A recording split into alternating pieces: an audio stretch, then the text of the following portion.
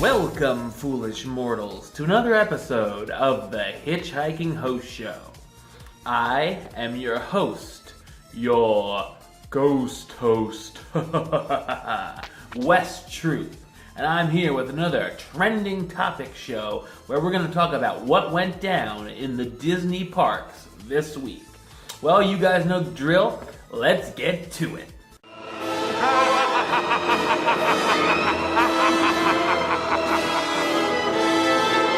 Alright, we have a lot of news to cover this week. We're going to be checking out both Disneyland Resort and Walt Disney World. So let's start at Walt Disney World this week. Because beginning on May 26th at Disney's Hollywood Studios, the park will debut the music of Pixar Live, a symphony of characters, a limited-time concert event that will showcase memorable music from classic Pixar films, including Up, Cars, Toy Story, and Finding Nemo. However, this won't just be a normal show, as it will actually have a live orchestra performing the music, instead of a backing track. In addition to the live music, attendees will also be able to see such classic Pixar characters during the performance, including Woody, Jessie, Mike, Sully, and The Incredibles, and more. The new show will not be sticking around for too long, however, as Disney confirmed that the plan is to only offer the show temporarily through the summer, which means it will likely close sometime in September. The new show will be performed 3 times nightly at the Theater of the Stars, while Beauty and the Beast Live on Stage runs on a modified schedule to accommodate this show. So it's going to be at the theater where Beauty and the Beast Live on Stage is performed at night. And, I think this sounds like a great idea. Disney Hollywood Studios needs something a little new, and this is something that I would definitely be interested in seeing, to see what it's like, and, Beauty and the Beast has been there since the park opened, basically. Minus a couple years. It wasn't there in '89, but, it's been there a long time. And, they'll still have it. I think it still has 2 or 3 show times in the morning. So you can always catch it in the morning and then go check out this new show at night. I would definitely check this out to see what it's like. Of course, when the show debuts, I'll post a little bit of a review and tell you what I think of it. All right. Now, to a very cool meet and greet, we're going to pop over to Fort Wilderness Resort, because this Halloween season, Walt Disney World guests will be able to enjoy a spooky new event at the Fort Wilderness Resort, inspired by the 1937 animated film, The Legend of Sleepy Hollow. The event starts off with a screening of the movie at the Tri-Circle D Ranch, and is then followed by a meet and greet with the Headless Horseman himself. Guests who attend the event will also be able to take home an exclusive limited edition pin. Ooh. This event will be available twice nightly at 8 p.m. and 10 p.m. on September 29th to the 30th. Thursdays and Sundays in October, and on October 30th and 31st. The cost to the attend will be $22 for general admission or $38 for premium admission, which includes seats in the first 5 rows, priority access to the Headless Horseman meet and greet, he'll chop your head off, for the priority admission, and special Sleepy Hollow treat bag. Reservation for the Return to Sleepy Hollow event are not currently available yet, but can be made by calling 407-WDW-PLAY when they will be available. And a special note, you do not need to be a guest of the Fort Wilderness Resort to make a reservation for this event. So this is a very cool meet and greet. This is an extra add-on thing. You know how we talk about the things that you... God, I can't even think of what they're called right now. Long night. But the upcharge events. We talk about, it's $100 for this event, or $89 for this, or $75 for this. $22 is not bad for general admission to this. I would pay for it for this event. It sounds like something pretty cool. So if you're interested in that, you know where to find the info. The Headless Horseman meet and greet, that would be awesome. All right, last fall, we're going to head back to Disney's Hollywood Studios now.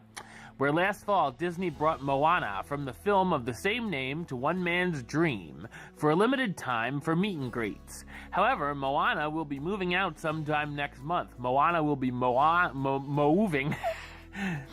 Rumors have surfaced that Moana could be moving to the Magic Kingdom later this year, potentially to either Adventureland or the Princess Fairy Tale Hall. Nothing's been confirmed officially yet, but I wouldn't expect the character to disappear so fast. Moana was a massive hit for Disney. I'd be shocked if you can't find a meet and greet of her somewhere in Walt Disney World. I would say Magic Kingdom. I mean, she's at Disneyland and Adventureland. I think they could put her easily at Magic Kingdom's Adventureland. So, yeah, we'll keep a lookout for Moana. Moana Watch. All right. Now, hopping over to Epcot, it was confirmed this week that Epcot thrill ride Mission Space will be closing for nearly a 2-month refurbishment this summer, starting on June 5th and lasting through the end of July. Recent rumors have implied that the reason for this lengthy closure is so that new missions can be introduced for the ride, but there's no confirmation on those rumors yet. If you watch this show for a long time, you'll know I'm not a huge fan of Mission Space. I've been on it 3 times, I'd say, and I really don't care for it. The first time I was like, well, maybe. I just wasn't in a good mood. The second time I was like, yeah, I don't know. And then the third time I was like, yeah, I don't think I like this ride. It's not like it made me sick or anything. It's just not my thing. So it just doesn't excite me very much. So, if they can do anything to spruce it up or make it better, I'd probably ride it again if they do spruce it up, and then I'd, probably, I don't know if I'd like it or not, but, yeah, it is what it is. If you're a Mission Space fan, just know that the ride's going to be down, June and July, and maybe they'll have something new when it opens. Maybe, maybe not. Who knows? You know how that is. We predict stuff is going to change, and then it opens and nothing changed. All right, and now we're going to park hop over to the Magic Kingdom, because Disney has released a new video preview for the brand new Happily Ever After Nighttime Spectacular, which will debut at the Magic Kingdom in a little over a month on May 12th, 2017. The new inside look of the upcoming show focuses on the music element of the show and features country music artist Angie Kyle Hauer, never heard of her, and singer Jordan Fisher. Never heard of him, or her, whatever. Obviously, I don't even know if it's a man or a woman. I never heard of him. Performing part of the show's new theme song. This sounds like great. I really like Wishes, but it's been around a long time. So, yeah, let's have a new fireworks show, shall we? I know the Wishes fans out there will probably unsubscribe, but oh well. All right, and, there's big news coming out of Animal Kingdom the last how many years about Pandora, the world of Avatar. We're inching closer and closer every week. And, this week, Disney made the first FastPass Plus reservations for both Avatar Flight of Passage and the Na'vi River Journey, available for resort guests. In addition, annual pass holders were able to register for the time to attend a special 2-hour preview of the new land as well. While there are still a few weeks until the opening, expect some general soft openings and technical rehearsals to happen soon as well.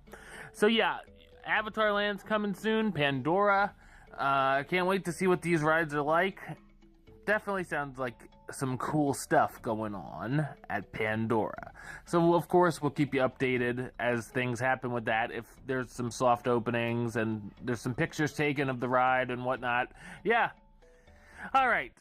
And now we're going to make our last stop at Walt Disney World at Disney Springs, because Amorette's Patisserie has become a big-time sweet spot at Disney Springs, and if you've always wanted to learn how to make goodies, there's a new limited time, upcharge event. Here's another upcharge event where that's going to be more than $22, I'll tell you that, taking place that will help you do just that. Taking place Friday mornings, 8:45 a.m. to 10:30 a.m. from March 31st through May 5th, The upcharge event costs $129 for 2 guests, 10 or older, who are decorating a single cake. A second cake can be purchased for $40 for a second guest.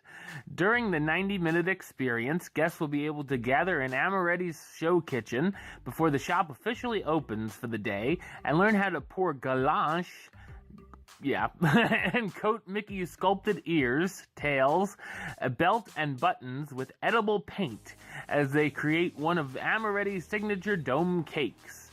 Non-alcoholic and alcoholic refreshments are included in the cost of this experience, and guests can take their creation home once they are finished. Guests can elect to keep their cake at Amorette's Patisserie for pickup later in the day, if they choose that as well. So, yeah, I probably wouldn't do this, as you probably could have guessed. But if you're interested in making a very fancy cake for $129 for 2 guests, or if you want a second cake, then it's $169. Be their guest, right? Be August. All right, you guys know you can check out that event then. That'll be coming soon.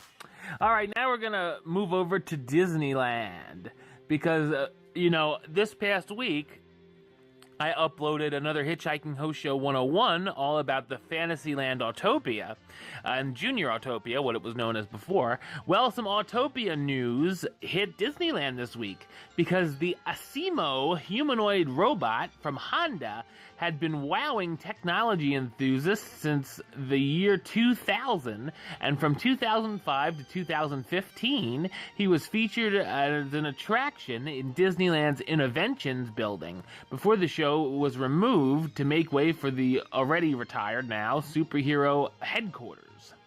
Well, Asimo has popped up at Disneyland once again, but this time in an entirely different context, as part of the Honda-sponsored Autopia attraction, where the robot appears in several different outdoor scenes.